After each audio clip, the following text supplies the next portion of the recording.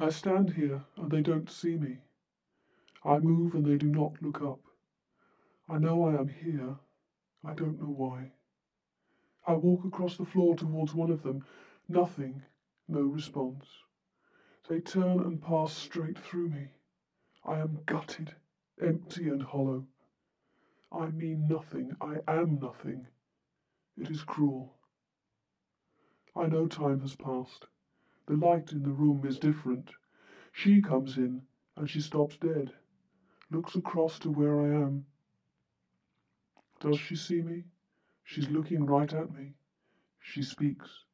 She knows I am here. She senses it, but she cannot see me. She talks to me. I hear sound. I know it is me she is speaking to, but the words are like the language of whales, their meaning lost upon me. I am saddened. Time passes. Now it is dark and I am here again. I know this place, yet it is not the same. It is not as I knew it. It feels familiar and strange, comfortable and discomforting. I see him standing. I go to him and stand next to him. He turns and is startled. His face is pale and he leaves the room, glancing back at me, straight at me. He is gone. I move. I am a shadow and a memory. I am here and they know me, but the light that passes through me hides me from their eyes. Their cat looks upon me, disdaining even to hiss. It walks around me, leaving the room. Jesus! Ben came up to the bedroom, having finally cleared up the kitchen after our party. "What's up?" I said. He looked really pale.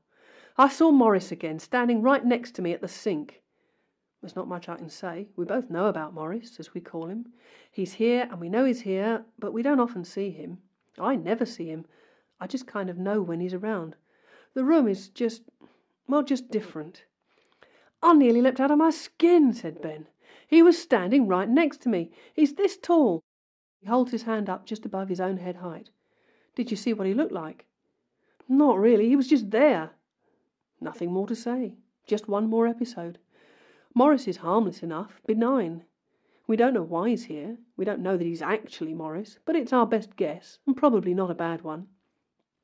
Ben is sceptical of things unexplained, yet he's the one who's seen Morris most often.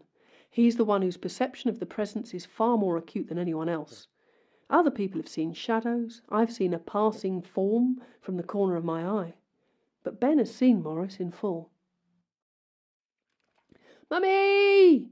Two girls waiting at the door for me to come home. My daughter and her friend, tearful and distraught. Why? The plates have come crashing down in the kitchen. No reason, they just came down. Precariously balanced, perhaps. "What's that hand by the door? My God, that's freaky," says my son's friend. "Oh, it's just Morris," is the casual reply. Nonchalant, accepting, unbothered. "Damn!" I shout as the glass herb jar crashes to the floor. Why? Sitting on its shelf, content as a herb should be, safe and dry in its glass world. I clean up the glass, still picking up bits of plate from the other day too. Everything smashes on this tile floor.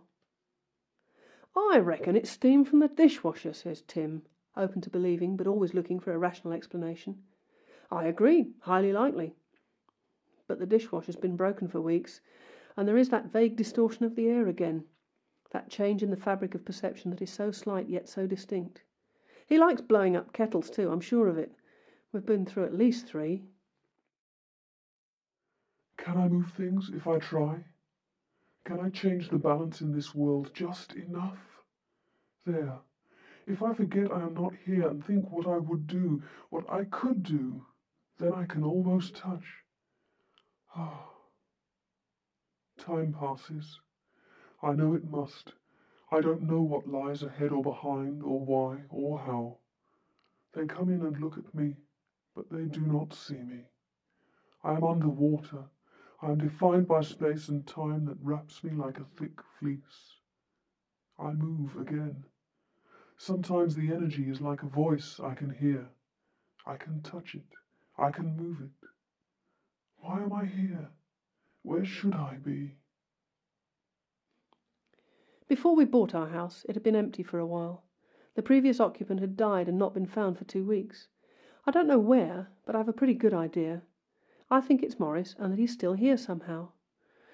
Whether a memory or a spirit, a playback or projection, something of him, of someone anyway, is still in this house. It does not harm us, it does not unnerve us. Sometimes it's not discreet. Sometimes I want to blame it for things that happen. Sometimes I don't believe. Sometimes I wish I did. Poor Morris. I wonder what the truth really is. None of us will ever know.